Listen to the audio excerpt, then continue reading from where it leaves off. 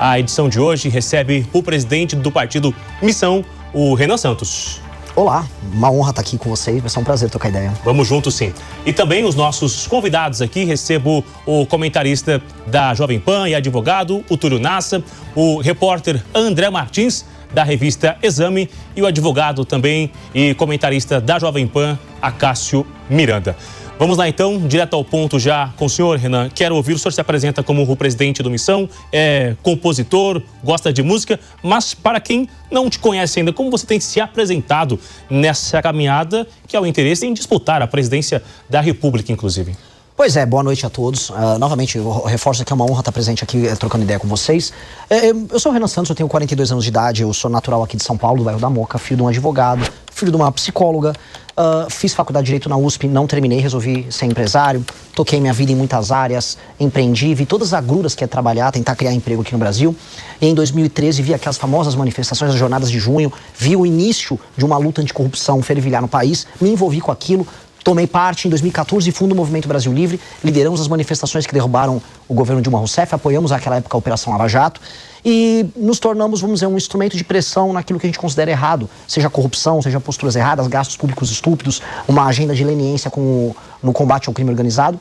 Só que a gente também percebeu que as pessoas não nos levariam a sério se nós não fôssemos também uma alternativa de poder. Foi assim que nós fundamos, ano passado, em novembro, o Partido Missão, e com base no Partido Missão a gente tornou uma alternativa de poder que está sendo reconhecida nas pesquisas como uma opção já para 2026. Eu estou muito orgulhoso. Antes dos nossos convidados, o senhor toca no assunto sobre o impeachment de Dilma Rousseff e também na sequência veio meio que um apoio ao ex-presidente Jair Bolsonaro. Alguns nomes, os movimentos de rua estiveram ali. Eles lá, eu não. Como o senhor vê hoje que esse movimento se coloca contra também a opção do bolsonarismo? O que sobrou daquela ideia das ruas hoje que se firma uma legenda de fato? Alguma coisa que se mantém daquela época ou é totalmente novo essa ideia? Vamos lá, o Bolsonaro, ele usurpou um movimento de rua que era anticorrupção e que era em certa medida impessoal. Que era um movimento que apoiava à época a Operação Lava Jato, duras medidas contra a corrupção galopante que estava rolando ali no governo Lula 2 e Dilma 1 e 2. E ele assume o protagonismo daquele processo após a queda de Dilma Rousseff, quando as pessoas se deparam com a coalição de 18 falaram, opa, preciso de uma alternativa, em quem eu vou votar? Elas não encontraram algo de novo, para além do Jair Bolsonaro, que já vinha crescendo, também, vamos dizer, trazendo um discurso mais à direita, que é um discurso alternativo dentro da política brasileira. Temos que fazer uma crítica, o discurso à direita nos anos 90 havia desaparecido, os tucanos nunca pegaram para si esse discurso, acho que nem quiseram, e aí, com base nisso, ele se tornou, vamos dizer, uma opção que vence as eleições. Mas ao usurpar esse processo, ele não levou à frente as causas enquanto valores. Então, o Bolsonaro, ele não tocou a agenda anticorrupção, pelo contrário, ele desmontou isso ao longo do governo dele. Uma agenda de autoridade, de enfrentamento a questões fiscais, parou na reforma da Previdência, ele tocou, mesmo a contragosto, porque ele era contrário à reforma da Previdência, depois não fez uma agenda reformista, tá mesmo tendo o Paulo Guedes lá. A agenda de combate ao crime, a gente precisa lembrar, era uma pauta central do Bolsonaro. Ele não andou com nada. Em certa medida, ele até sabotou o pacote anticrime do Sérgio Moro, acabou passando o juiz de garantias lá do Freixo. Então, o Bolsonaro, ele se apropriou dos símbolos, mas ele não foi um líder na hora H. E aí ele transformou tudo aquilo, e essa é a provocação contra os bolsonaristas, num culto à personalidade dele. Aí legal, o pessoal ia na rua, chorava, cantava Viva Bolsonaro, mas isso virou o quê para as pessoas? Virou só no retorno do Lula e uma crise política que a gente está vivendo hoje. Acácio Miranda. Renan, falando aí da fundação do Partido Missão, a minha geração, a geração do Túlio, a gente viveu os anos 80, 90, a contracultura era a esquerda. Hoje há uma tendência da molecada, da contracultura estar um pouco na direita. E acho que o Missão e o MBL vivem um pouco desse reflexo. Você concorda com isso? E caso concorde, a que você atribui essa mudança de chave? Porque neste momento o jovem é de direita e não de esquerda, como foi nas décadas de 80 e 90, por exemplo. Talvez eu seja um pouquinho mais novo do que vocês, e eu vivi um pouco isso. Quando eu entrei na faculdade, a contracultura ainda era de esquerda. Ser alternativa era ser a esquerda. Aconteceu algumas coisas, dentre elas, a esquerda se tornou mainstream, né? Para quem está nos ouvindo, a esquerda hoje é a norma. Se você não se comporta como uma pessoa de esquerda, você é um transgressor, você está fazendo algo de errado. E os jovens gostam de transgredir. Os jovens gostam de sentir que eles não estão sendo parte da norma. Como a norma é de esquerda, como os tribunais superiores reforçam uma linha ideológica de esquerda, como certas palavras são proibidas, e essas palavras são proibidas mediante uma lógica de esquerda, o jovem, ele fala, não, eu quero expressar minha subjetividade, eu quero ser eu mesmo diante desse mundo. E quem está me impedindo de ser eu mesmo são figuras à esquerda. Além disso, a gente tem uma questão geracional em que os mais jovens estão pagando a conta dos mais velhos, e a esquerda não traz resposta nenhuma Dilma para isso. Então, os mais jovens pagam a conta previdenciária, a conta do pacto político, que é o pacto de 88 que a gente vive, o sonho do Constituinte de 88. Os mais jovens também veem o seguinte, toda vez que algum tema importante para ser discutido no Brasil, na verdade, discutido não, passado no Congresso, por exemplo, aumento de pena para bandido, vem sempre um político, não, precisamos discutir isso aí, não, porque os direitos... Mas o jovem fica cansado e fala, cara, eu tô sendo roubado, eu quero só resolver isso. E ainda tem um novo elemento, que aí é específico dessa geração, que é o seguinte, essa geração resolve as coisas num clique. Hoje você tem softwares, você tem os aplicativos que tentam ser mais amigos do usuário possível. Então tudo tem que ser muito rápido, você resolver tudo num clique, num movimento, numa olhada. Pois bem, eles estão vendo que a atividade política, especialmente na forma como a esquerda conduz, é lenta. Ela impede as coisas de fluir. Então os mais jovens querem respostas rápidas, tal qual a vida deles é rápida na contemporaneidade. Nós, no Partido Missão, trazemos a resposta para isso. A gente trata dos temas políticos sem muita frescura, sem muita enrolação. Saímos da discussão meramente ideológica, vamos para a discussão prática, em termos de proposta, e aí isso começa a ter uma resposta eleitoral positiva. A gente começou a crescer entre os jovens. O senhor faz uma fala direta, e aí os números revelam entre 16 e 24 anos. O senhor acha que no eventual cenário de campanha, os seus eventuais adversários numa disputa já são nomes que estão vencidos no mercado da política? Olha, o lulismo, ele está completamente derrotado. E olha que o Lula fez uma campanha em 2022 pedindo para os jovens tirarem o título, porque ele estava se apropriando ali de uma rejeição que o Bolsonaro tinha entre os mais jovens. De fato, a família Bolsonaro ficou rejeitada entre os mais jovens e, né, por as razões que eu levantei para vocês, o governo do Bolsonaro foi um governo frustrante. Ele prometeu muito, né? Não, aqui ó, a bandidagem já era, eu vou fazer... Ele não fez nada. Aí esses mais jovens falam, pô, eu quero uma resposta prática. Então, se você perguntar para um lulista ou para um bolsonarista qual a resposta, por exemplo, para a vida de uma pessoa que mora numa favela controlada pelo tráfico, não haverá resposta nenhuma. Do Lula, inclusive, a resposta que veio vai ser uma linha, olha, temos que ver isso aí. O Lula estava agora nos Estados Unidos, inclusive, defendendo, em alguma medida, o Comando Vermelho. Tá? A conversa dele estava um tanto quanto estranha. Do bolsonarismo é apenas a inoperância. Não consigo fazer, culpa do STF. E aí o jovem fala, tá, eu continuo morando na favela, o crime continua mandando aqui, alguém me deu uma resposta. A gente está trazendo essas respostas, essas discussões, e a gente começa a responder essa ansiedade de uma mudança. E na verdade a gente precisa ser ansioso com a mudança, o Brasil está ficando para trás muito rápido. Túlio Nasser, por favor. Boa noite, Bruno, boa noite, Renan, boa noite aos meus colegas de bancada qualificada hoje aqui.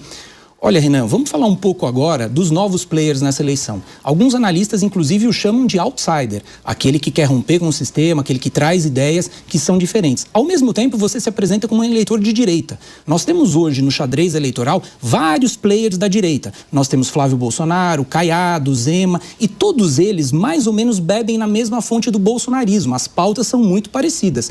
Me parece que você, ao contrário, bate muito em Flávio Bolsonaro e até mesmo na chamada direita bolsonarista. Só que o eleitor não sabe ao certo o que é essa direita que é diferente da direita bolsonarista. O que seria a direita missionária, pegando um gancho do nome do seu partido, a missão? O que te aproxima, na teoria e na prática, da direita bolsonarista e o que te afasta? Olha, uma coisa que é legal, esse eleitor que hoje ainda é bolsonarista, ele já esteve conosco antes. Quando a gente marcou as manifestações que derrubaram a Dilma, quando a gente apoiou a Lava Jato, quando a gente apoiou reformas como a PEC do teto e a reforma trabalhista, este eleitor que hoje, vamos colocar, é bolsonarista, lutava ao nosso lado. Ele esteve conosco. E a diferença do período que ele esteve com o Bolsonaro pro período que ele esteve conosco é que conosco ele ganhava. A gente venceu tudo. A gente derrubou o governo da Dilma, a gente apoiou a Lava Jato, o Lula foi preso, autoridades corruptas foram presas, reformas importantes passaram. A partir do momento que ele passou a cultuar o Bolsonaro, esse eleitor passou a perder. Então eu começo já fazendo essa provocação. Se ele fizer um exercício de memória, ele vai lembrar que conosco a gente vencia. Os nossos valores são os mesmos daquela época. Termos valorativos, as crenças que a gente tem no Brasil diferente, combate à corrupção, uma institucionalidade mais séria, divisão dos poderes, colocar em certas caixinhas poderes que estão saindo deles, como é o caso do judiciário. Mas hoje nós estamos muito mais maduros e hoje nós estamos apresentando propostas que estão cativando as pessoas e trazendo discussões que ninguém está fazendo no Brasil. A discussão sobre desfavelização, ela não existia até a gente colocar na pré-campanha.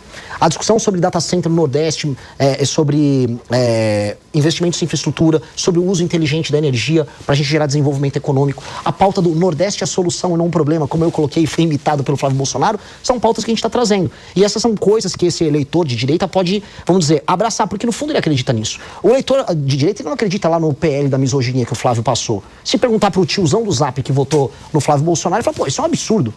Agora, ele vai concordar conosco, por exemplo, quando a gente fala sobre frentes de trabalho em regiões que estão tomadas apenas por assistencialismo. Ele vai falar, não, eu acho justo, eu sou um cara que defende o trabalho como valor, um direitista típico defende isso, e esse sujeito do Partido Missão defende. É por isso que eu estou avançando no eleitorado de direita. Primeiro entre os mais jovens, mas os mais jovens têm pais, avós, tios, primos, professores, irmãos.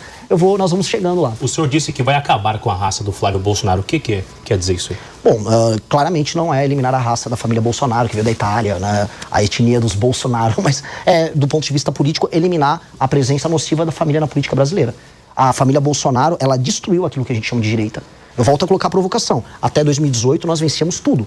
Vencíamos a esquerda nos tribunais, nas ruas, nos projetos, nas ideias. Desde que os Bolsonaro entraram, eles pegaram essas lutas e submeteram elas ao interesse personalíssimo da família. Por exemplo, a Operação Lava Jato foi destruída para salvar o Flávio Bolsonaro, que cometia crime de peculato, rachadinha no gabinete dele. Então, toda vez que a gente se vinculou a essa família, infelizmente eu preciso colocar essa família maldita, a gente perdeu. A ponto do Lula, que estava preso. A gente precisa lembrar, o Lula estava preso e ter voltado ao poder. E aí agora a gente fica nessa situação com o nosso país destruído, e aí vem o filho, desculpa falar isso aqui, envolvido no escândalo de corrupção da rachadinha, que é o Flávio Bolsonaro, que até agora, pelo menos no horário que a gente está gravando o programa, não assinou a prorrogação da CPI do crime organizado, que está rolando no Senado. E aí esse cara tem que falar que nós temos que nos submeter a ele? Esse cara tem que sair da frente, o Brasil precisa andar. Assim como o Lula precisa simplesmente vai tocar a vida dele, vai dar milho pra pombo, sabe? O Flávio Bolsonaro tem que fazer a mesma coisa, para de atrapalhar o nosso caminho. Renan, agora me fala uma coisa, então, em relação à sua diferença com os bolsonaristas. Você é a favor ou contra o PL da anistia geral, ampla e restrita? Ou você é a favor da dosimetria? Ou de nada disso? Enfim, essa é uma pauta que não tem como você fugir nesse momento. Não tem e jamais fugimos. O nosso deputado federal, Kim Kataguiri, ele é favorável ao PL da dosimetria. Porque a gente acredita numa coisa, por mais que, haja vícios formais, e qualquer um que vem do campo do direito sabe que houve vícios formais no processo como um todo que envolve aquelas pessoas, e o próprio Jair Bolsonaro, há também o cometimento do crime. Aquelas pessoas não estavam passeando, olha, estou aqui num domingo, vim entrar no Palácio do Planalto, né, vim montar um acampamento dentro do STF. Aquelas pessoas praticaram um crime. E se fosse o STF cometendo esse crime, todo mundo falaria que essas pessoas tinham que estar presas. Eu acho que a lei tem que ser para todas. Dito isso, uma dosimetria, dado que nós temos agora pessoas que foram presas por crimes menores do que, por exemplo, um estuprador, tem que ser feita. E essa dosimetria tem que beneficiar todos ali. Então nós votamos a favor do PL da dosimetria e é isso que nós defendemos, a dosimetria. Não uma anistia ampla, geral e restrita, porque a gente está vendo o seguinte, está autorizado você quebrar tudo quando você quiser, do jeito que você quiser? Não pode ser várzea. Senão a gente vai tratar o país assim, é várzea. Se o cara tá de verde e amarelo e eu sou verde e amarelo, pode. Se o cara tá de vermelho, não pode. E o cara de vermelho vai falar a mesma coisa. Pro lulista, o Lula perde a eleição agora no fim do ano, então ele manda a turma dele invadir tudo. Eu acho que a gente tem que ter critérios objetivos. A lei e a ordem tem que funcionar para todo mundo. Por favor. O senhor comentou sobre a fundação do partido no fim do ano passado. Queria que você falasse um pouquinho sobre os planos, né? O partido vai ter alguns candidatos nos principais estados. Qual que é a expectativa de bancada na Câmara dos Deputados? Vocês vão ter candidato ao Senado? Eu queria que você detalhasse um pouquinho. Olha, pensei num trabalho, me tornar um dirigente partidário, vamos colocar assim, de um partido pobre e jovem, como é o Partido Missão, é um trabalho hercúleo, né? Nós temos que treinar, nós temos que construir as chapas, montar a chapa com mais de 1000 candidatos ao redor do Brasil. A gente está falando que realmente são, em cada estado, você acaba tendo a necessidade de ter centenas de candidatos. Temos que confiar no trabalho deles, fazer um trabalho de organização de um trabalho comum, fazer um trabalho de qualificação sobre quais são nossas propostas, nossos valores. Graças a Deus a gente vem numa base em que nós já treinamos boa parte da nossa militância através da nossa academia de formação e estamos lançando pré-candidatos aos governos e estamos tendo uma grata surpresa. Como saiu na pesquisa Atlas recentemente, o Partido Missão, com 4 meses e meio de vida, já é o 4º lugar na preferência nacional. PT e PL disputando o primeiro lugar, o PSOL em terceiro e nós em quarto ali na cola, com 4 a 5 meses de formação. Isso está permitindo que nossos pré-candidatos ao governo apareçam como Marcelo Brigadeiro lá em Santa Catarina, com 5,8 nas pesquisas. Na cidade de Joinville está com 13,7. Na cidade no estado de Minas Gerais, o Ben Mendes está valendo de 3 a 5%. O Kim Kataguiri aparece de 8 a 12% em São Paulo. Isso é uma notícia muito alvissareira. Ele não vai recuar do candidato ao governo de São Paulo? Só se eu chamar ele para ministro da Fazenda. Que é o que eu gostaria de ver ele sendo meu ministro da Fazenda. Que é um dos jovens mais brilhantes na parte econômica no Brasil. É uma liderança incrível, com experiência em andar com uma pauta reformista no Congresso. E foi, inclusive, o cara que protocolou a PEC, que transforma o regime fiscal brasileiro, a lógica fiscal brasileira, que vai nos tirar de uma rota de colisão bizarra que o Brasil está se encaminhando. Então, seria um excelente ministro da Fazenda e eu estou tentando convencer ele disso. E os outros estados, para completar a resposta? Os outros estados, temos pré-candidatos no Pernambuco, temos pré-candidato no Paraná, também pontuando com 3 a 4%. Em todos os estados a gente parte de um piso. A gente lançou agora um pré-candidato no Mato Grosso e eu posso fazer uma aposta para você, já na próxima pesquisa ele vai aparecer com no mínimo 2%. Porque no Partido Missão é isso. Como a gente defende uma causa e a gente tem uma perspectiva, uma visão de mundo, as pessoas acreditam a gente por causa da causa. A gente não é um coletivo de projetos individuais. A marca fala muito alto. Então a gente tem uma responsabilidade muito grande pelo que a gente fala e pelo que a gente constrói. Porque há um lado positivo nisso, que é essa confiança que está dando uma espécie de piso alto para um começo. A Cássio Miranda. Pegando um gancho, Renan, olhando para a estrutura partidária e, obviamente, para uma projeção de resultado em 26, você mantendo essa musculatura, candidatos a governador mantendo essa musculatura, qual que é a expectativa de vocês em termos de Congresso Nacional? quantidade de deputados. Porque a gente sabe, é um raciocínio frio, mas são as regras do jogo. Hoje, para atuação no Congresso e principalmente para ter acesso aos fundos partidário e eleitoral, o que se leva em consideração é a quantidade de deputados federais. Vocês têm essa projeção ou ainda é algo que não foi pensado, não foi estruturado? A gente tá fazendo uma pré-campanha rock and roll, Acácio. Eu não tô fazendo muita conta, não. Porque se eu começar a entrar nessas contas, eu vou começar a adotar um pragmatismo que acabaria com o partido.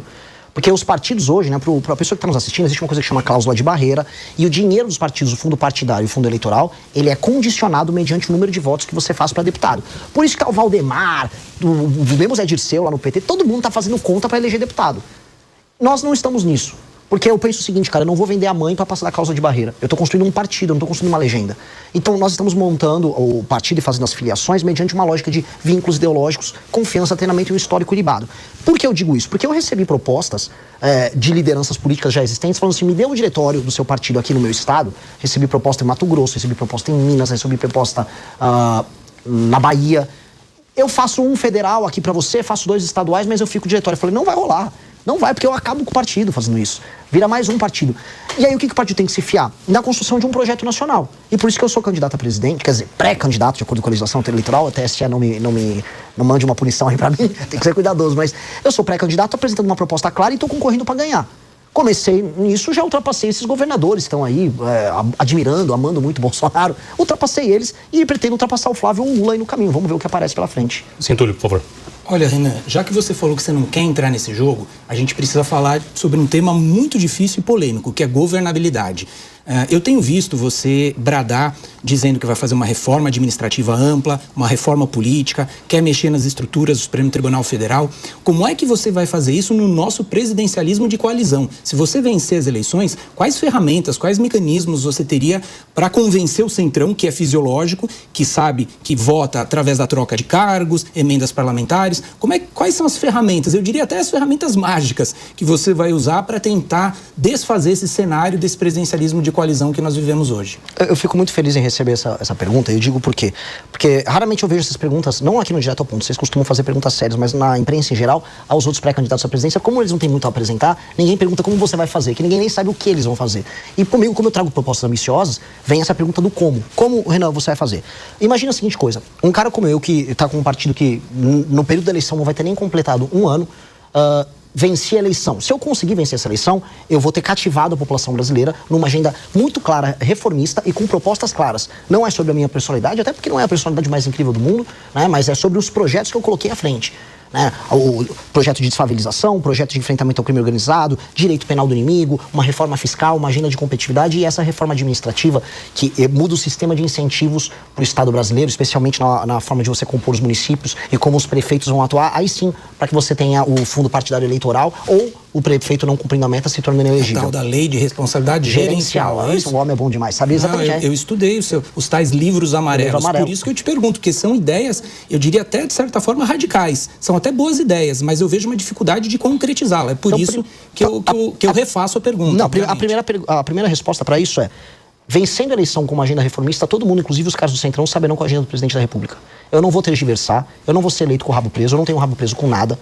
Basicamente, não tenho nenhum escândalo de corrupção, não tenho filho corrupto. E minha agenda vai estar posta clara e simples para resolver um nó político no Brasil. Um nó que envolve o STF e um nó que envolve o Congresso Nacional. Na nossa reforma fiscal, eu vou ser bem claro, todos os investimentos nos municípios, que é a base do trabalho dos deputados federais, estarão condicionados aos desempenhos dos prefeitos dos municípios. Ou seja, o deputado só vai poder mandar a emenda para a base, que é basicamente a vida política do deputado, caso os prefeitos deles estejam atuando dentro da nossa lógica de uma reforma administrativa. Ou seja, se o prefeito está entregando saúde, segurança e educação à cidade, ele recebe a emenda do deputado. Se não, o deputado não manda. E se ele estiver funcionando muito bem, o deputado pode mandar até mais emenda. Por quê? Porque eu quero incentivar o bom deputado a poder mandar a emenda para a base dele, mas desde que o prefeito dele esteja funcionando. Do jeito que está hoje, isso não funciona. Então não é alterar a lógica de modo a negar a política, porque eu não estou aqui para negar a política. Isso na caneta ou uma discussão com o Congresso? Porque primeiro o Congresso discussão precisa com o Congresso. concordar com o senhor. Discussão mas com o hoje Congresso. o Congresso é um buraco sem fundo. Todo o dinheiro que joga lá não é suficiente. Sim, mas vai ter que discutir isso com o Congresso e também punir o Congresso via STF de maneira absolutamente republicana se eles estiverem usando emenda só para roubar. Hoje o ministro Flávio Dino, alguém que eu tenho as mais profundas discordâncias do ponto de vista ideológico, está indo para cima do Congresso Nacional por conta de desvio de dinheiro de emenda. Pois bem, a Polícia Federal, assim como tem que ir para cima do escândalo do Master e do escândalo do INSS, também tem que ir para cima dos políticos que estão desviando emenda. O escândalo do orçamento secreto, no fundo, É um escândalo que envolve bilhões todos os anos no orçamento nacional. As emendas hoje estão ultrapassando a casa dos 50, 60 bilhões todos os anos e boa parte delas, sejamos sinceros, é usada para desvio de dinheiro, para fazer caixa 2, para a campanha deles. Então, assim, nós queremos fazer as coisas na boa intenção, com um projeto, no amor, mas se precisar também ter fiscalização muito dura, e tem que ter, eles vão sentir o peso da lei. Do jeito que está hoje, um deputado federal não se responsabiliza pelos seus atos, desvia emenda como quer e coloca uma faca no pescoço da presidência da República. Isso tem que ser reorganizado. E essa será uma presidência da República que vai reorganizar esse jogo. A emenda vai ter que ser determinada apenas mediante desempenho dos prefeitos, até porque um prefeito que não entrega melhorar de vida para as pessoas não pode ficar recebendo dinheiro a dar com pau, para falar no termo bem popular. Eu estou indo para o Maranhão amanhã e no Maranhão o jogo é esse. Os caras recebem emenda de imposto extraído daqui de São Paulo, do Rio, de Minas e não fazem nada com esse dinheiro. E no fim do dia nem ligam. Então isso vai precisar ser dimensionado. E vai ser uma presidência da República focada nisso. Eu vou compor com os partidos. Eu não tenho problema nenhum em chamar o Kassab e falar, me dá o Caiado para ser ministro do meu governo. Não teria problema nenhum em chamar o Zema para vir trabalhar comigo no meu governo. Não teria problema nenhum. Os partidos têm bons nomes que poderão compor um governo. Topo fazer coalizão, topo debater, topo discutir. Mas o programa está ali. É um programa de metas muito claro e vamos andar com ele. E eu vou fazer todos os sacrifícios, inclusive destruir popularidade, se for o caso, até porque popularidade não serve para nada. Se você está bem aprovado enquanto presidente, o que você faz com aquilo? Guarda no banco a aprovação? Não, você gasta. Eu vou gastar minha aprovação toda para fazer esse pacote de reformas. André, por favor. O senhor não concorda que sem uma base esse trabalho não vai ser mais difícil? E também o quanto você vai ter que... Você falou que aceita a coalizão, né? Aceita entregar cargos, mas talvez até pela questão que você colocou sobre a ideologia do partido do senhor, isso não vai acabar descaracterizando o seu governo? Não, como eu disse, seria em cima de um programa. Eu acho que as pessoas gostariam de compartilhar o sucesso de um programa. Um político que seja do centrão. Ele gostaria muito de ver a cidade dele e, inclusive, obter o lucro político no sentido mais republicano do termo, de ver a cidade dele sem crime organizado, participar conosco das operações que destroem o crime organizado na cidade dele. A popularidade dele vai aumentar. O Castro aumentou a popularidade dele com as operações que ele fez no Rio de Janeiro. Mesma coisa com uma operação de desfavelização, que entregue moradia para as pessoas. Esses políticos do centrão vão querer participar disso. Se ele fizer isso conosco de maneira republicana, ou seja, sem nenhum tipo de interferência monetária ou financeira dentro do nosso programa, que permite esse lucro político. Estou falando lucro político aqui no sentido mais bonito do termo. Vai ser muito bom. E ele vai poder ser agregado de maneira republicana ao nosso governo, como qualquer governo de coalizão no mundo faz. Eu não estou inventando a roda. Eu só estou propondo fazer as coisas como os países sérios o fazem. Né? Naturalmente, a gente fala, o Brasil não é um país sério porque nós temos políticos muito corruptos. E aí vem as alterações na legislação brasileira, no sentido de lei e ordem muito clara, de volta da prisão em segunda instância, de separar o STF apenas como tribunal constitucional e não como tribunal que vira uma última instância para político, para eles entenderem também que se eles andarem fora da linha, a casa cai. Vai ser isso, convidar para fazer a coisa certa ao lado e ter um lucro político ao lado, mas se comportar errado, a casa vai ter que cair. Cássio. Pegar um gancho, Renan, você falou sobre o Supremo Tribunal Federal, ele foi perguntado sobre governabilidade. Talvez eu esteja até saudosista hoje. Até um tempo atrás o Supremo não participava dessa conversa. Hoje a gente tem que colocar o Supremo nesse tipo de pergunta.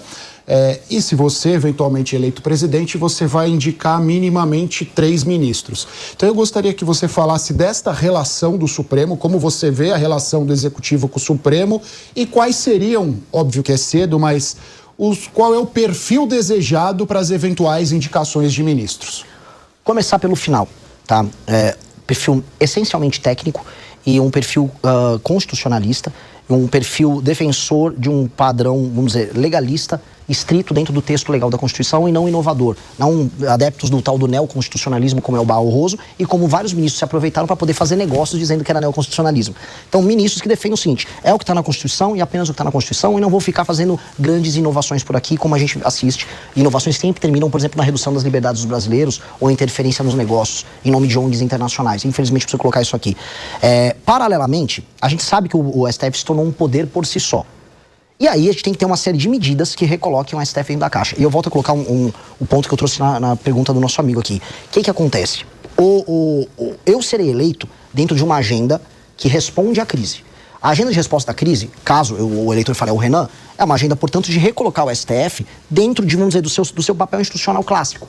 Então, você não vai poder mais viver de 83% de decisões monocráticas como temos no STF hoje. Nós temos que ter limite para as decisões monocráticas.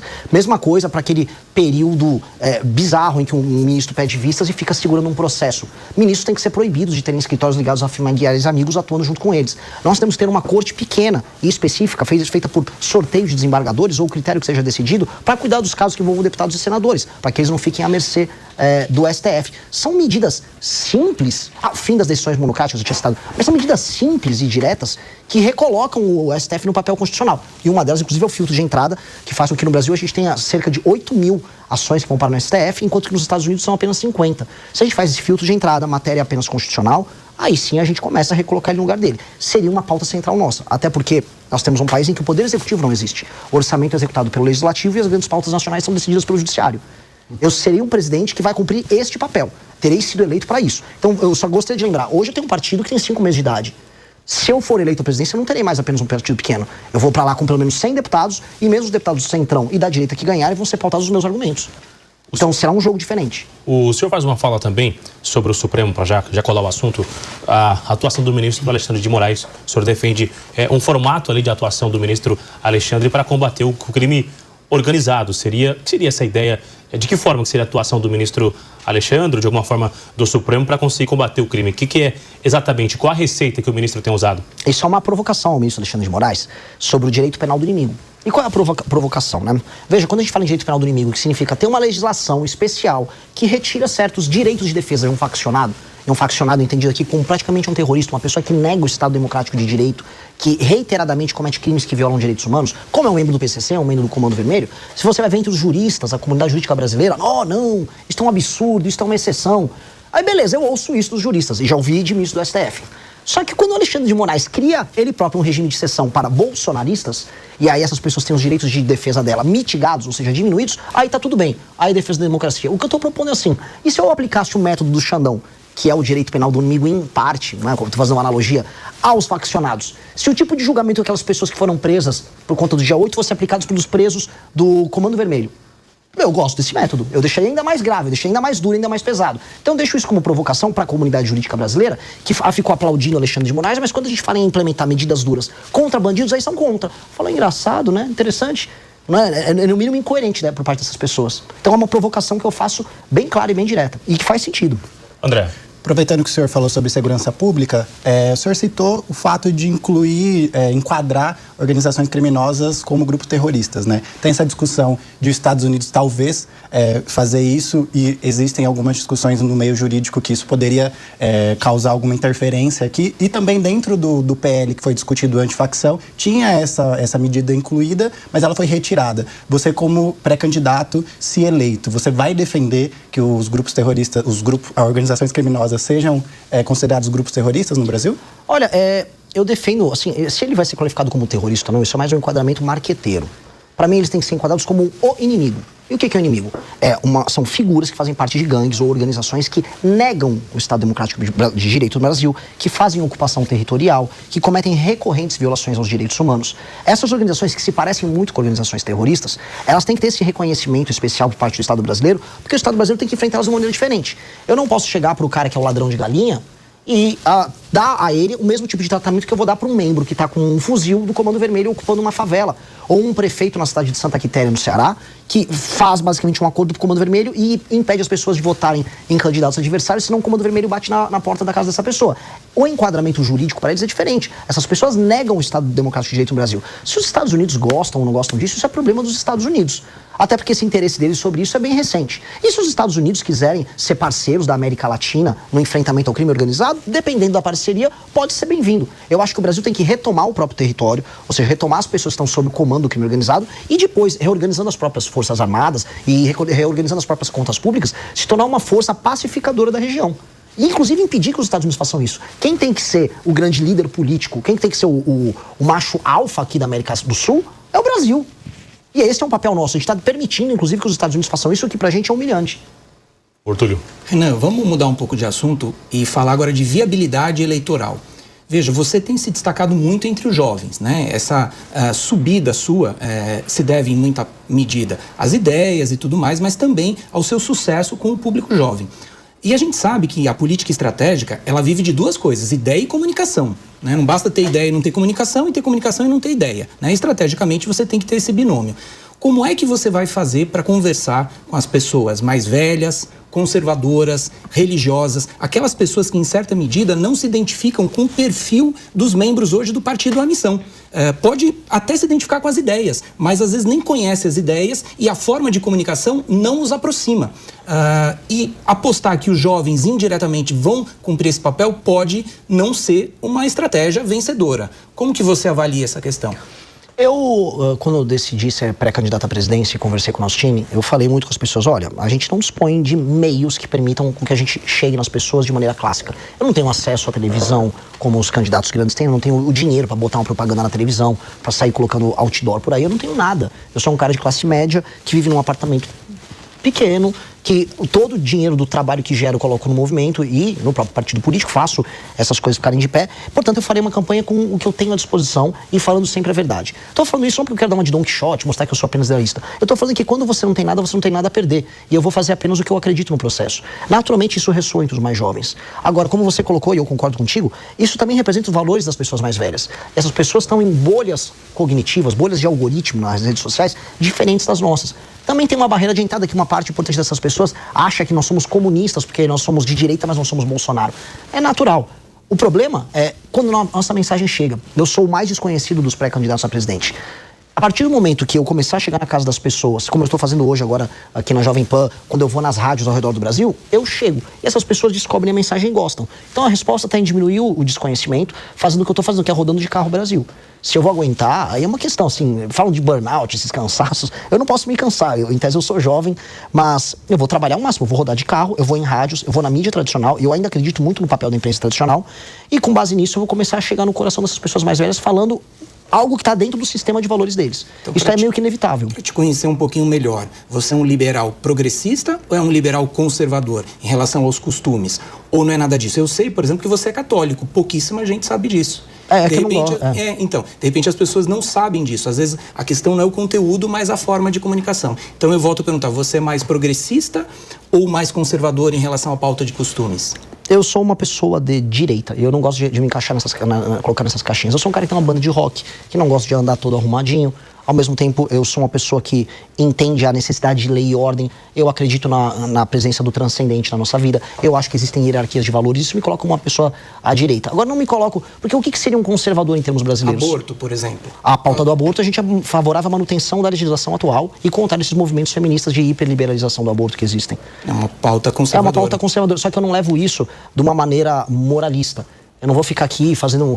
Por exemplo, eu sou católico, mas eu não vou ficar aparecendo numa igreja para fazer campanha todo dia. Eu acho que eu separo minha esfera pessoal, existencial, da minha esfera política de trabalho. Eu tento fazer isso de uma maneira, vamos dizer, correta para não ser invasivo e para não ficar fazendo propaganda. Porque existe um vício. A partir do momento que você começa a misturar essas coisas, você começa a ser um moralista. A partir do momento que você é um moralista, você cresce em redes sociais, mas isso vem com um preço. Que é o preço em algum momento de você ser eventualmente um hipócrita ou de você usar a fé e a confiança dos outros para amealhar, vamos dizer, dividendos políticos. Eu não quero fazer isso. Eu quero ganhar em cima das minhas ideias que resolvem o Brasil. Que são ideias que podem ser colocadas à direita. Agora, não sou um progressista e nem o serei, assim. Esse é o meu jeito de ser.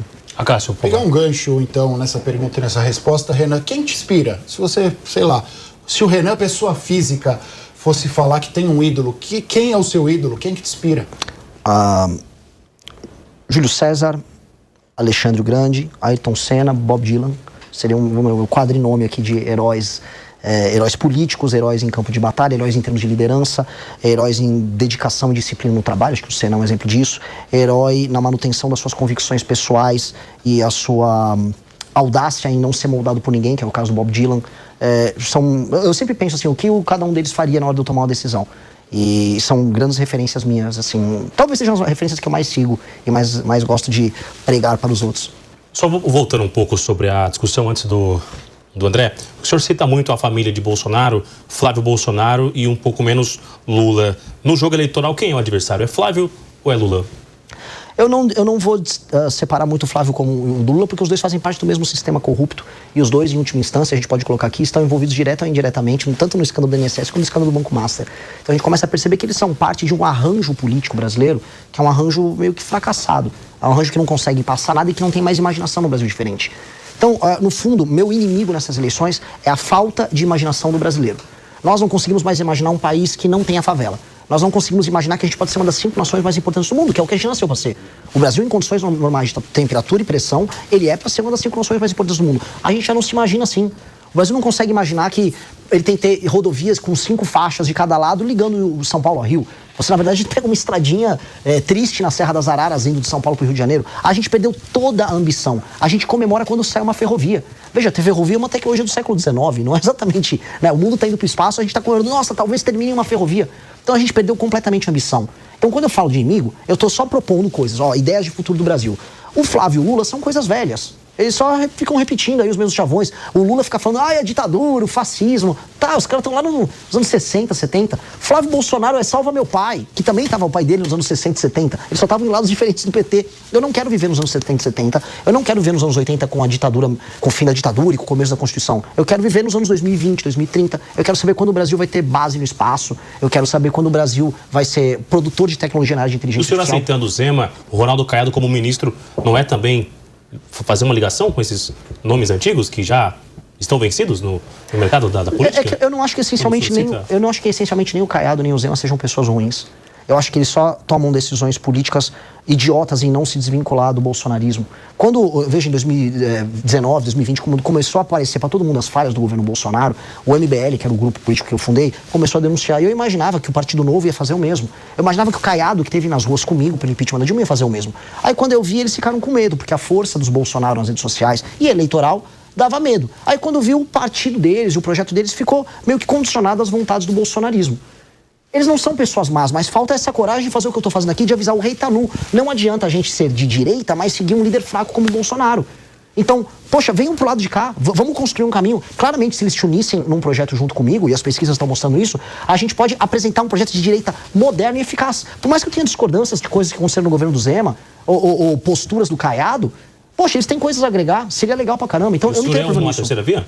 Não existe terceira via nesse sentido. Eu sou o candidato da direita, o Flávio é um candidato do centro, o Lula é um candidato do centro, e os outros dois, o Zema e o Caiado, eles estão candidatos, é o centro 2 e o centro 3. Né? É o cara que fica no banco de reservas do Flávio. E eles não têm que ser, eles são melhores do que o Flávio. O que eu falo pra esses dois é, eles são melhores essencialmente do que o Flávio. Eles são mais inteligentes, eles são mais capazes. Eu não conheço o envolvimento deles em escândalos de corrupção como o caso do Flávio. Então, poxa, eles tinham que estar do lado certo. O lado certo da história nossa é romper com essa velharia aí. É romper com esse Valdemar. Tem que ficar falando de Valdemar da Costa Neto, levando a sério a opinião do Valdemar. O Valdemar não tem que ter uma opinião, o Valdemar ele tem que ter uma cela. Esse cara não dá. André, por favor. O senhor falou sobre propostas, o senhor até citou o fato da possibilidade do deputado Kim ser o seu ministro da Fazenda se o senhor ser eleito. Muitos economistas falam sobre a necessidade de um ajuste fiscal profundo no Brasil a partir de 2027, mais de 400 bi. O senhor citou uma PEC do deputado Kim. É nisso que o seu projeto de ajuste fiscal vai se basear? O senhor pensa em desvinculação do reajuste do salário mínimo ao crescimento da economia? Pensa em retirada de subsídios a setores da economia? O que você pensa? O que você vai incluir na sua proposta de governo sobre economia e ajuste fiscal? Grande pergunta, é uma pergunta desafiadora, porque espero que os outros presidenciáveis respondam a essa pergunta. Porque ninguém está falando do tamanho da crise fiscal que vem aí. Aí todo mundo vai falar assim, eu vou retirar um privilégio aqui, um privilégio ali, eu vou cortar um negócio aqui. Legal, vamos dar nome aos bois? O real o Brasil vai precisar economizar todos os anos muitas centenas de bilhões para inverter essa curva de disparada da dívida, para a gente poder mexer lá na frente nos juros, para poder mexer inclusive nos impostos. Todo mundo fala em reduzir imposto, porque o imposto está aumentando, mas ninguém fala como cortar se a gente está numa situação fiscal desesperadora. Pois bem, a PEC protocolada pelo Kim Kataguiri, ela foi protocolada no ano passado, está num processo de recolhimento de assinaturas, outros 2 deputados protocolaram junto, e ela ataca todos os grandes problemas fiscais do Brasil. Das indexações, por exemplo, tanto a subida da aposentadoria quanto do BPC são vinculados ao aumento do salário mínimo. Isso acaba gerando distorção, porque o valor do salário mínimo, que cresce de acordo com a produtividade, ele acaba indo para pessoas que não estão numa atividade produtiva. Isso é injusto para quem é produtivo, por mais que tenha que ter reajustes no BPC e na aposentadoria. Fala aqui de uma outra reforma da Previdência que vai precisar fazer e que mexa nos privilégios, especialmente os privilégios do alto funcionalismo. Estamos falando aqui da desvinculação de gastos na parte de saúde e na parte de educação. Isso ninguém vai querer falar. Só que eu tô fazendo aqui uma coisa que o Milei fez. Eu tô avisando, precisa fazer, tá? Vai precisar fazer. Quem ficar fingindo que não vai fazer, basicamente tá te enganando, porque ele vai acabar fazendo apenas na escondida, na muquia. E se você fizer de um jeito correto, as pessoas no Brasil vão começar a sentir a diferença rápido, no bolso. Porque você passa uma PEC como essa do Kim, que em 10 anos economiza 3,3 trilhões, sem contar a queda A economia que a gente vai ter por conta da curva dos juros que diminui, a gente vai sair de uma Selic de 15, vai poder num horizonte de 2, 3 anos ir para 7, 8, ou seja, o dinheiro nosso vai valer mais, né? Isso vai ter um efeito econômico para as pessoas gigantesco. E aí a gente vai poder discutir, inclusive, redução de imposto e outras medidas que tenham um efeito de crescimento na economia, que vão fazer o dinheiro sobrar no bolso das pessoas. E benefícios sociais como Bolsa Família, o que o senhor pensa sobre isso? O senhor citou sobre um projeto de desenvolvimento de empregabilidade. O Bolsa Família ele tem alguns mecanismos de porta de saída, foi incluído agora nesse governo. O que o senhor pensa sobre isso? Eu acredito que para um país ainda jovem como o Brasil e como um país que se pretende ser uma das grandes nações do mundo, a gente ficar discutindo o tempo todo dar mais benefícios para as pessoas significa que a gente perdeu a energia de conquistar, de crescer, de criar. A gente vê essa energia na China, a gente vê essa energia no Vietnã, a gente vê essa energia na Índia, que são nossos concorrentes globais, enquanto aqui, o Lula vai dar um Vale Gás. O Lula vai dar agora uma energia elétrica. Não, agora eu vou aumentar o Bolsa Família. As discussões irão isso, tá? O Flávio e o Lula brigando para ver quem vai dar mais Bolsa Família. O senhor é contra, então? Eu sou contra a ideia de que um país como o Brasil tem que basear isso no seu crescimento econômico e nas suas políticas sociais. A melhor política social não é só o emprego, é o aumento da renda e a capacidade de compra do brasileiro. E aí regiões inteiras do Brasil, que hoje são economicamente inviáveis, eu digo eu também não vou fazer populismo, vou pro Maranhão. O Maranhão é uma inviabilidade estadual.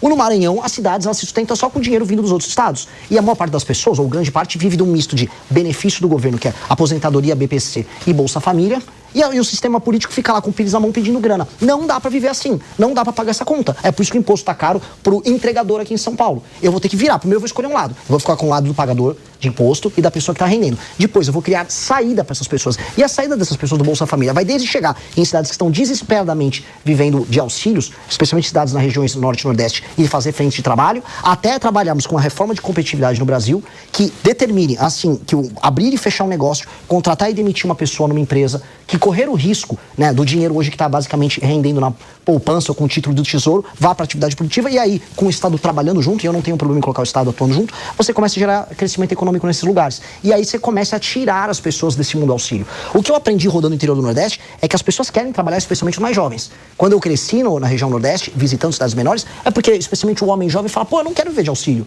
Eu quero ter grana, eu quero comprar um celular novo. Eu não quero ficar preso nesse circuito.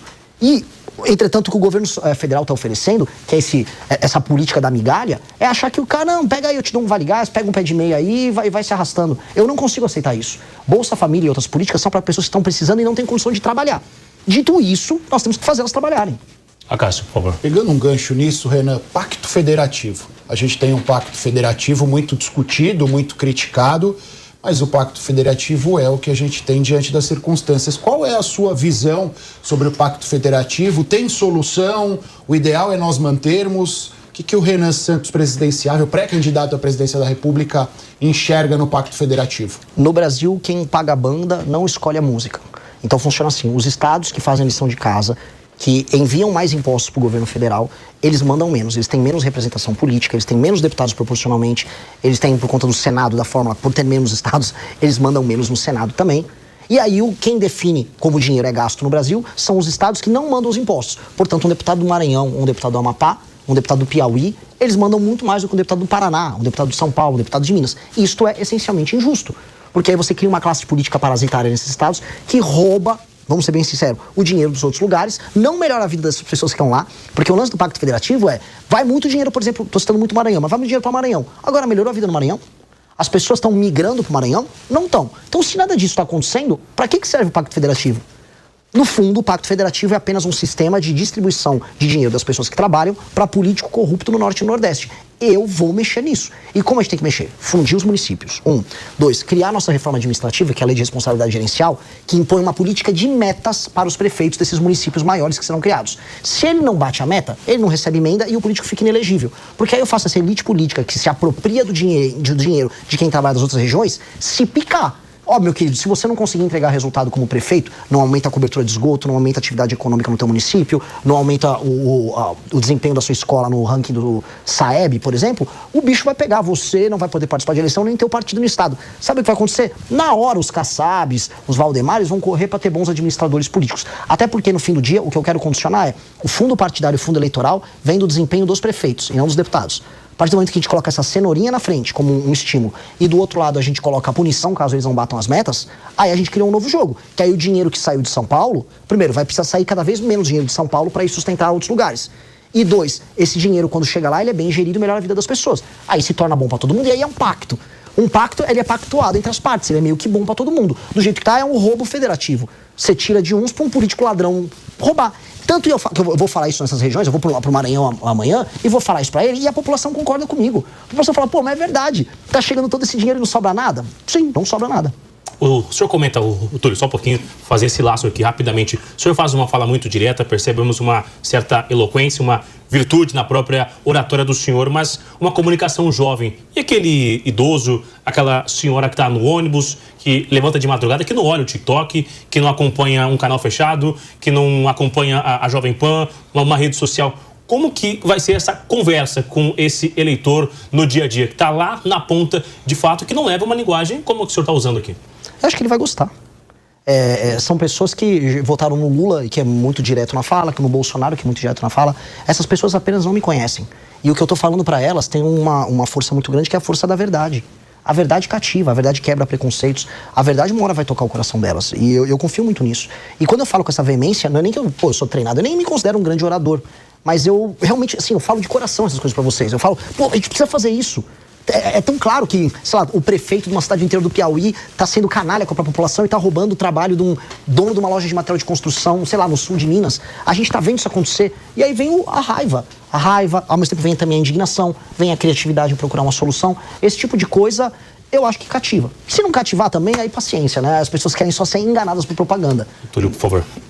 Olha, Renan, a gente vê em você um idealismo muito forte, né? O problema, às vezes, e o nosso papel aqui é questionar que, às vezes, o idealismo se distancia da prática, né? Às vezes a gente não consegue colocar em prática, muito embora a gente vê que você insiste nas suas ideias. Vendo um pouco as suas ideias, eu vejo uma ambição muito grande de construir um Brasil, como é que é? Forte, livre e poderoso, alguma coisa assim, né? Esse homem é muito bom, conhece os nossos livros, exatamente. Eu tive que estudar para poder te entrevistar aqui.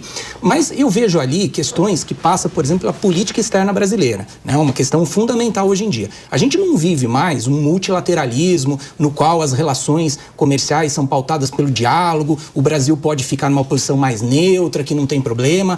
Eu vou relembrar aqui, na época da Segunda Guerra Mundial, que Getúlio Vargas inicialmente tinha um alinhamento com Hitler. Depois ficou neutro, viu que o lado não era muito bom, e aí quando veio Oswaldo Aranha, que era alinhado aos Estados Unidos, um grande diplomata, convenceu Getúlio Vargas a entrar no lado dos Estados Unidos na guerra.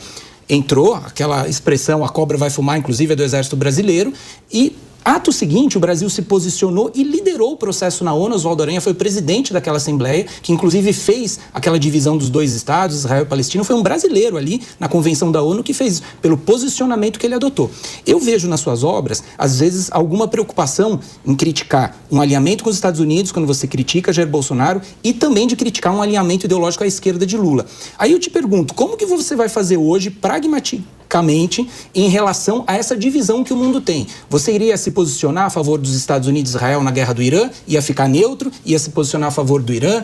Como que você vai negociar as terras raras? Vai negociar só com os Estados Unidos? Vai negociar com o mundo inteiro? Enfim, qual a postura na política externa brasileira que o Brasil hoje deve adotar em relação a esse cenário desafiador e a esse projeto ambicioso que você quer de um Brasil forte, livre e soberano?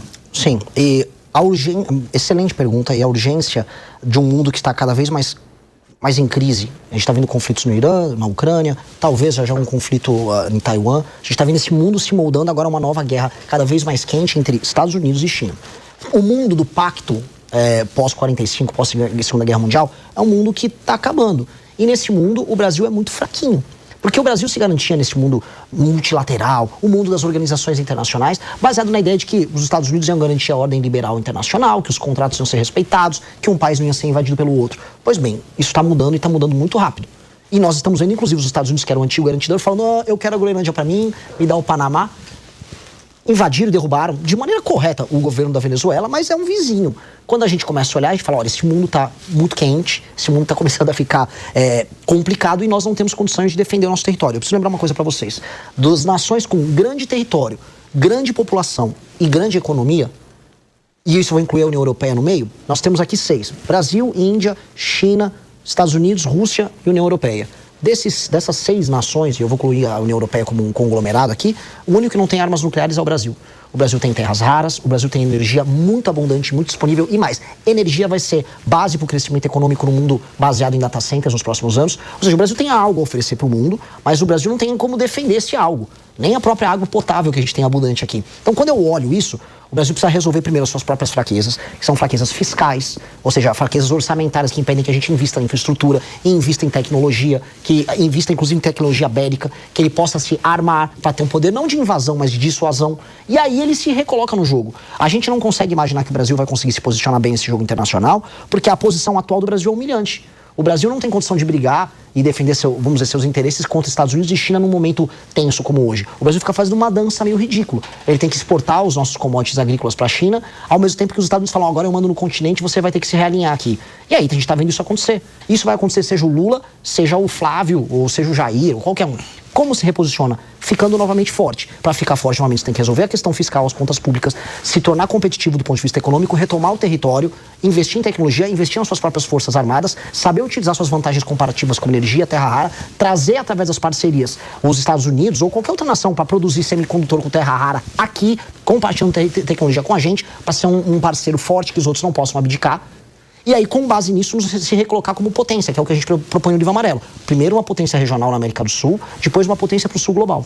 Renan, mas essas ideias que são corretas, elas são a médio e longo prazo, essa reestruturação do Brasil. E a curto prazo, o Donald Trump não vai ter paciência. Ele vai querer um posicionamento do Brasil. O Brasil vai negociar comigo agora terras raras? O Brasil vai apoiar ou não o conflito, que ele chama de conflito, que é guerra no Irã, né? Qual seria o seu posicionamento para agora? Porque aí seria mais um posicionamento diplomático. É bem verdade que o Brasil precisa se reestruturar para se posicionar no cenário internacional com força. Até aí nós concordamos. Sim. Mas como atuar agora no meio desse confronto diplomático? Qual a posição que o Brasil deveria adotar nesse momento? As posições, as cartinhas do Lula são bem feitas, são corretas? Não, assim, uma das coisas que o Brasil definitivamente precisa parar de fazer é se comportar como o poodle da China no cenário internacional, que é o que ele está fazendo com o governo Lula. Boa parte do problema com os Estados Unidos são das posições subalternas que o Brasil desenvolve, tanto foi na questão do Irã, quanto na questão de Israel, antes na questão da Ucrânia. E se pintar mais algum conflito que seja do interesse, por exemplo, ou da China ou da Rússia, com o governo Lula, o Brasil vai se comportar de uma maneira que vai gerar incidentes diplomáticos dos Estados Unidos. Esse alinhamento automático à China a gente não vai ter. Com certeza, um governo nosso não pode ter. Isso abre espaço para uma relação melhor com os próprios Estados Unidos da América. Essa relação, porém, não pode ser de sujeição, de submissão. Os Estados Unidos claramente estão interessados nas terras raras do Brasil. O Brasil tem essas reservas. Só que em quais termos isso vai acontecer? Eu vi o Flávio Bolsonaro indo para lá falando, olha, nossas terras raras podem ser úteis para você. Mas como elas serão úteis para a gente? A indústria de semicondutor fica aqui ou fica lá? Haverá compartilhamento de tecnologia? Haverá sociedade com empresas brasileiras? Os Estados Unidos, eles falam muito assim, vocês têm que tirar a China da América do Sul. Tem? Agora sim, a China compra todas as nossas commodities. A China também está querendo investir em infraestrutura no Brasil. Os Estados Unidos querem botar dinheiro no Brasil? Ou a parceria deles é só no susto, é só no medo? A gente tem que se reposicionar no jogo. E a primeira coisa é sair desse alinhamento automático que tem na China, que aí permite que a gente volte a negociar no campo de batalha. Hoje nós estamos numa posição de alinhamento automático. E alinhamento automático submisso. E essa posição a gente tem que sair definitivamente. Eu concordo que há uma inevitabilidade nas Américas em lidar com os Estados Unidos. Até porque os Estados Unidos acham que a região como um todo é uma reserva estratégica para eles. Dito isso, entendendo que eles querem ter um controle sobre essa reserva estratégica, nós somos a maior nação da América do Sul. E isso vai precisar ser respeitado e eles assim o respeitam. Como construir isso? Eu acho que passa por esse realinhamento internacional. Vai abrir o espaço de uma discussão que vai ser boa pra gente. A gente segue girando aqui os convidados com diversos assuntos, entrevistando hoje Renan Santos, que é o presidente do Missão e que deverá também disputar a presidência da República e que, se eleito, quer ter uma divisão ou rever o estado ou a cidade do Rio de Janeiro. Que história é essa que o senhor quer fazer com o Rio de Janeiro? A gente quer voltar com o velho estado da Guanabara, que foi extinto de maneira, inclusive, inconstitucional, mas trazer o conceito de uma cidade autônoma, né, uma ideia de cidade-estado, como existem, não estou inventando a roda, como existe na Argentina com Buenos Aires, como tem com Hong Kong, como tem com Pequim, como tem com Xangai, a ideia de uma cidade que se auto-administra, que seus recursos ficam lá, com uma zona econômica especial voltado para a área de turismo, para a área de tecnologia e para a área de produção de conteúdos, seja cinemáticos, na parte de arte e festivais e espetáculos, que torna a vocação carioca em ser uma cidade que abre as portas do Brasil para o mundo, sendo funcional. Hoje, a cidade do Rio de Janeiro, um dos grandes problemas dela é que ela é administrada por uma elite política da Baixada do interior, altamente corrupta, que não usa as potencialidades da cidade. O Brasil, em grande medida, é conhecido mundialmente por conta do Rio de Janeiro. Eu considero um erro. O Brasil é mais do que apenas o Rio de Janeiro. Mas o Brasil também é o Rio de Janeiro, e o Rio de Janeiro é uma parte muito importante disso. Então, se tornar uma cidade como essa, uma cidade que daqui 20, 30 anos pode ter um status de uma Dubai, uma dessas cidades globais que recebem investidores internacionais, uma cidade que mistura entretenimento com segurança e com o bem viver, é uma cidade que o Rio de Janeiro tem potencial total de ser. E entregar essa autonomia para o Rio de Janeiro significa reconhecer esse status especial. Até porque o Rio, verdade seja dita, ele está num lento processo de decadência desde que ele deixou de ser capital. E esse lento processo de decadência é um processo muito triste. Você vai no Rio de Janeiro, você vê a potencialidade, o mundo vê isso, mas ela nunca se realiza. Eu acho que essa seria a forma de realizar essa potencialidade do Rio. André, por favor. O senhor comentou que popularidade foi feita para ser derretida, pensando em projetos que podem ser impopulares. O senhor, pensando nisso, apoiaria o fim da reeleição? Com certeza. Com certeza.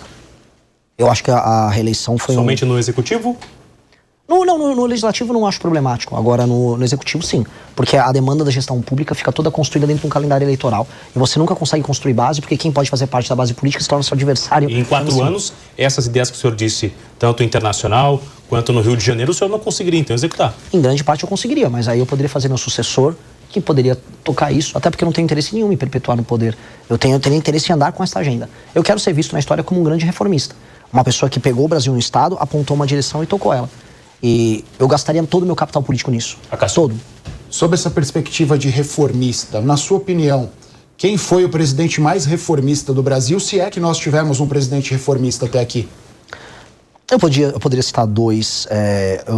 Tanto o Kubitschek, que tinha uma imaginação de Brasil diferente, uma imaginação de desenvolvimento de nação para o Brasil, e o Fernando Henrique Cardoso. Ambos têm muitas falhas. O Kubitschek deixou uma crise econômica para os sucessores. O Fernando Henrique Cardoso era ainda um homem do tempo dele, no sentido de estar preso naquele consenso social democrático e tal. Dito isso, foram presidentes que tentaram imaginar um Brasil diferente. E isso tem algum mérito, porque a maior parte dos outros presidentes não tentaram imaginar praticamente nada. Então, eu cito os sucessores do Fernando Henrique Cardoso. Eu poderia até citar, assim, em termos de tentar fazer algo diferente, até o Collor tentou, mas depois foi apenas um vazio. O PT, até hoje, acho que esse governo do Lula, ele é o pior de todos os governos que o Lula fez. O PT parece que ficou tentando trocar o pneu do carro com o carro andando. Né? Ele continuou com a agenda econômica do PSDB, quando o Lula entrou em 2003. Aí depois, não, mas não vou fazer muitas reformas não vou agestar muito, vou só, sei lá, vou dar um Bolsa Família aqui, vou aumentar a bancarização, vou endividar as pessoas, mete um ProUni e vê o que acontece. Na prática, eles não imaginaram um país diferente. E aí esse governo atual do Lula não tem absolutamente nada disso. Então, grandes presidentes que eu colocaria como referência, acho que especialmente o Kubitschek, ele imaginou um Brasil para além do litoral, e eu acho que isso tem um mérito muito grande. Que é o Brasil hoje que está dando certo, o Brasil do agro. Um Kubitschek hoje daria certo no Brasil de hoje? Ou foi algo muito década de 50, 60 mesmo? Havia um surto de otimismo naquela época, né? O Kubitschek, o presidente Bossa Nova, era um período, a gente vai lembrar que o Brasil estava ganhando Copas do Mundo aos montes, né? No período que o mundo gostava de futebol. A Bossa Nova era uma das músicas mais ouvidas do mundo. O Rio de Janeiro era a Dubai da época, o lugar que as pessoas iam visitar, estrelas de Hollywood iam para lá.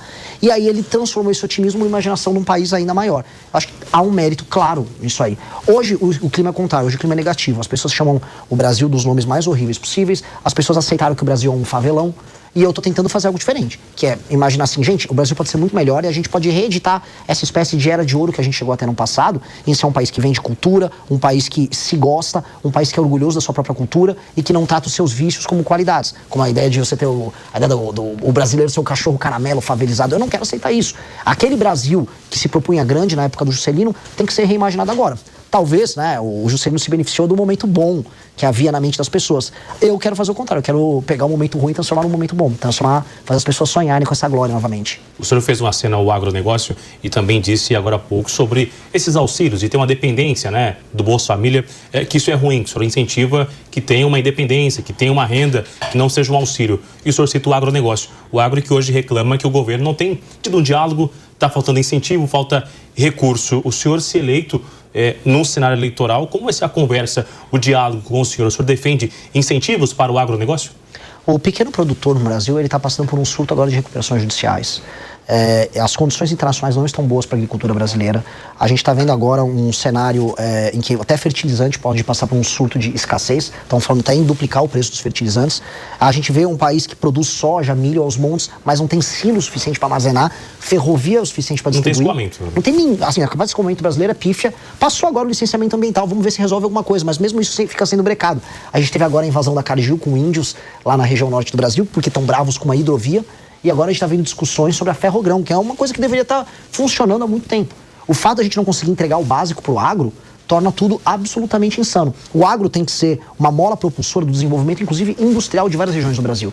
A boa parte da industrialização do Brasil aconteceu no começo do século XX, baseado no excesso de capital dos produtores de café, que acabou se escoando para outras áreas. Pois bem, hoje o produtor brasileiro ele tem que escoar essa produção dele em outras áreas que agreguem valor. Por exemplo, você tem milho, você pode ter biodiesel de milho, você pode ter agora biocombustível de cana para além do etanol, né? Estou falando de biodiesel de cana também. Você tem investimentos em outras áreas, mesmo startups fundadas por filhos de agricultores, né? Ou capital que vira poupança, essa poupança se torna investida por outros setores da economia.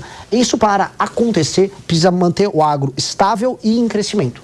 Para o agro ficar estável em crescimento, nós temos que entregar segurança jurídica, segurança na área de fertilizantes, ou seja, nós temos que ter uma indústria nacional de fertilizantes usando o nosso potássio, usando o nosso fosfato, que hoje é proibido, é interditado por ONGs internacionais e por uma campanha de sabotagem, infraestrutura própria, energia barata e sistema de silos e armazenamentos. Se nós tivermos isso à disposição, o agro faz o trabalho dele sozinho, como já vem fazendo a duras penas há muito tempo. E só lembrando, muita gente fala, não, o agro brasileiro só cresce porque tem um financiamento especial. Quando comparado com o resto do mundo, o agro brasileiro é até subfinanciado, dado que é um agro altamente competitivo. Então o que nós precisamos é terminar de entregar as ferramentas para o agro brasileiro e ele sabe disso. Por favor, Túlio. Vamos mudar um pouquinho de assunto de novo, falar um pouco de segurança pública.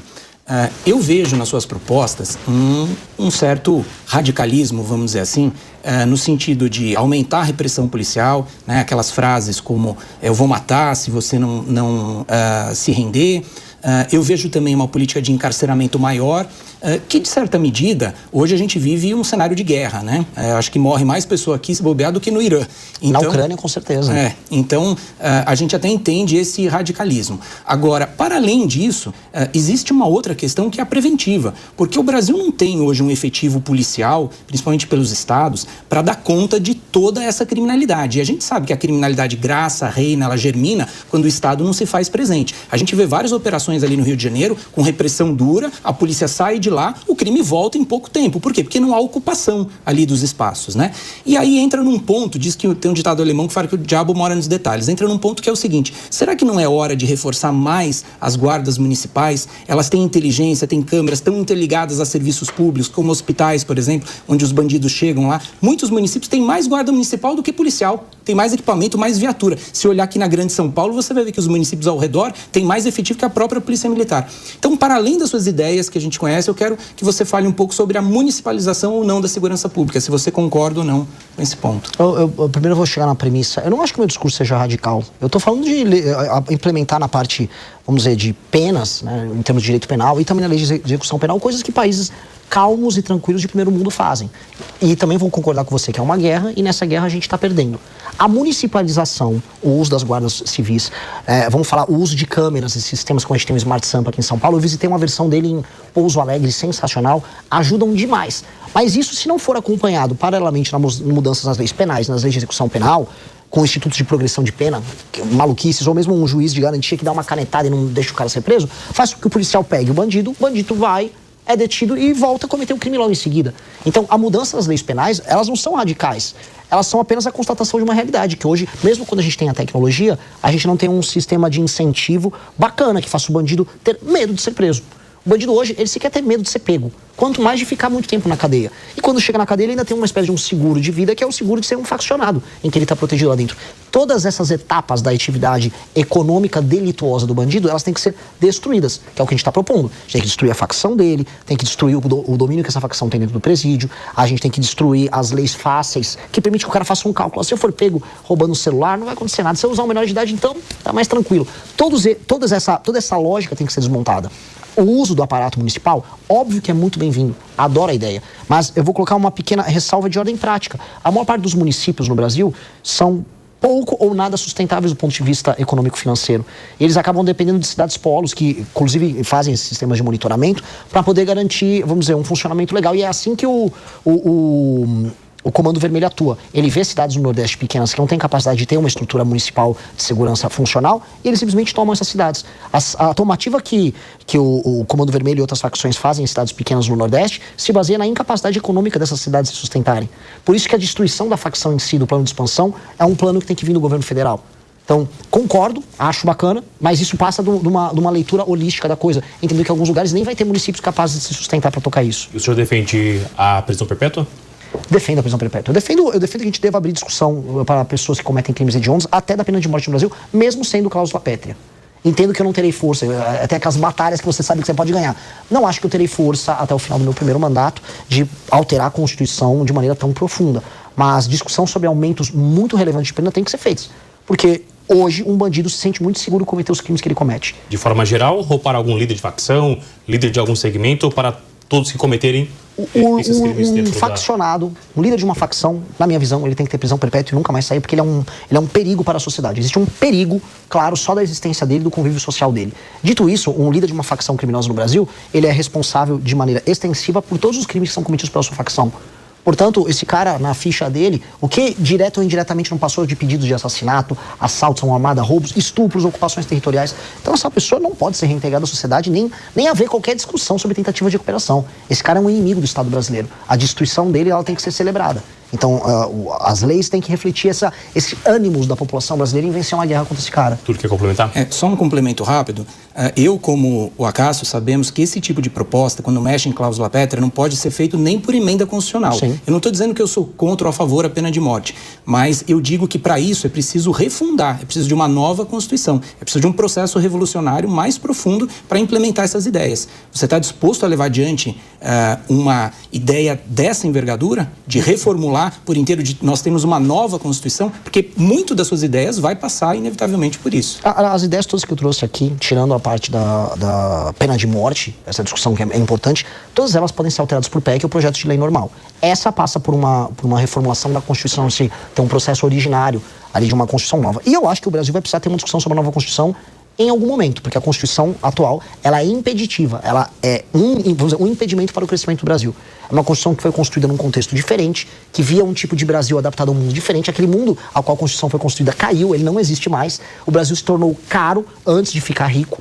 E aí, hoje, a gente não consegue encarar problemas óbvios. Por exemplo, para fazer qualquer reforma econômica no Brasil, você tem que ter uma PEC, uma alteração à Constituição. Qualquer tema é constitucionalizado. E aí você tem como consequência disso um STF hiperpoderoso, porque se tudo é matéria constitucional e o Tribunal Constitucional é o STF manda em tudo.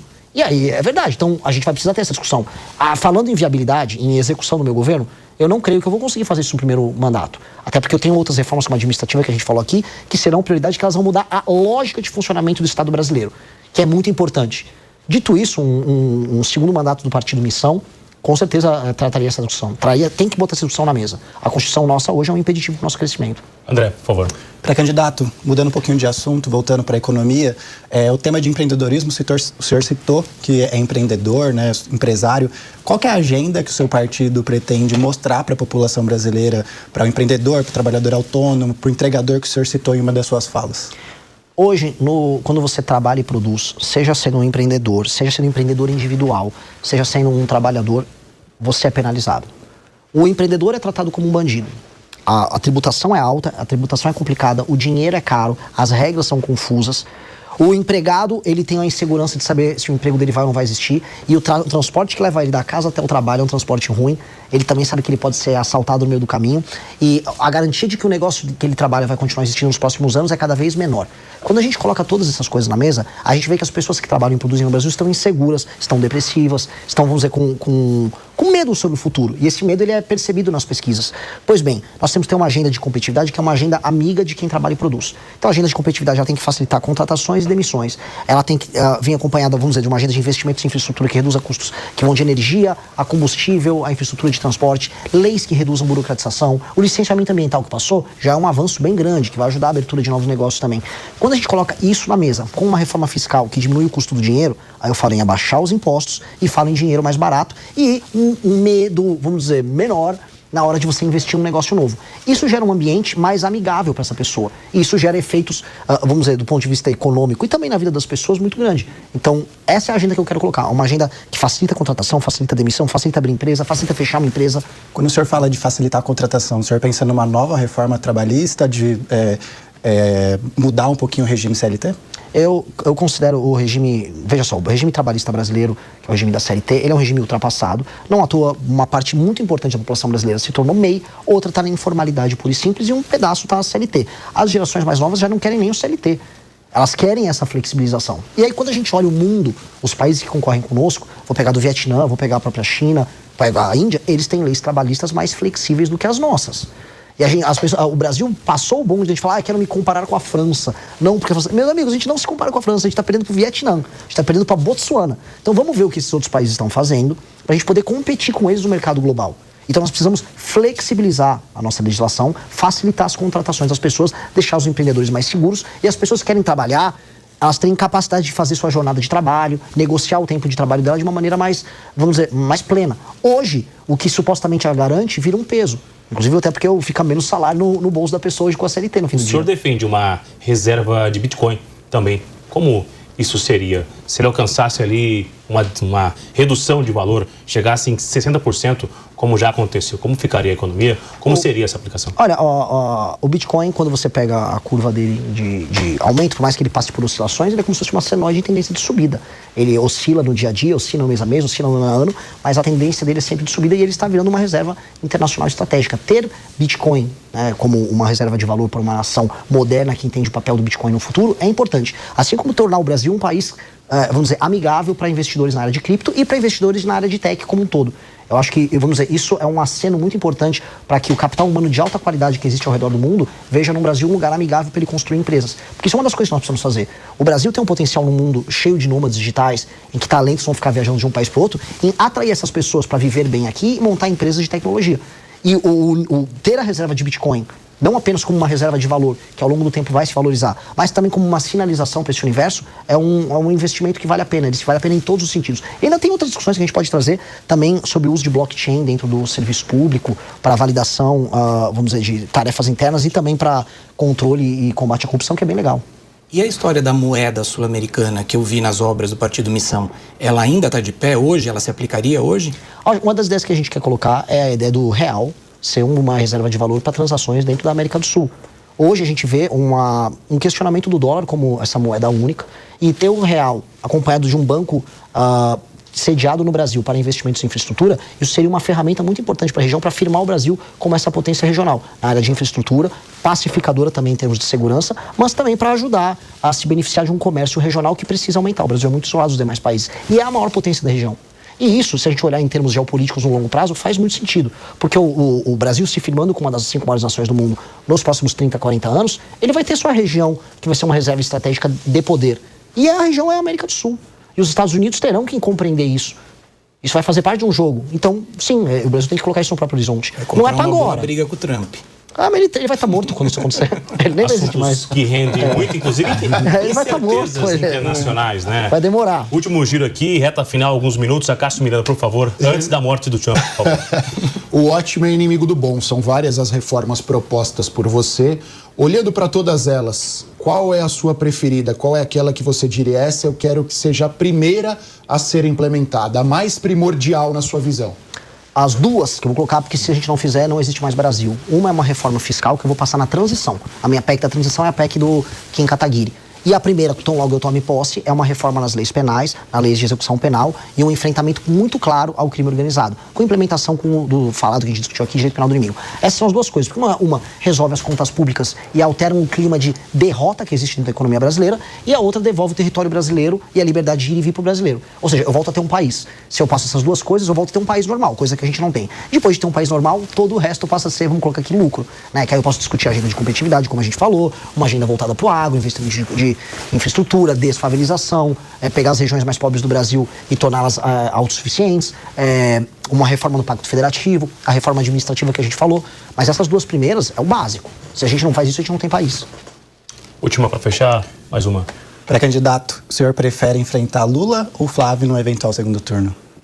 Acho que é melhor pro Brasil o Lula já cair no primeiro turno e eu enfrentar o Flávio. Aí vai ser um prazer, porque ele não vai poder fugir dos debates no segundo turno, aí vai ser muito legal. O senhor não estando no segundo turno, quem o senhor apoiaria? Eu estarei no segundo turno. Não se entra numa batalha pensando em perder. Teve também em São Paulo o discurso do Pablo Marçal, que não haveria um segundo turno, ele não conseguiu avançar e teve que apoiar algum nome no segundo turno. É que ele é um estelionatário. Repito a pergunta. Eu não vou me colocar na mesma posição de um Pablo Marçal.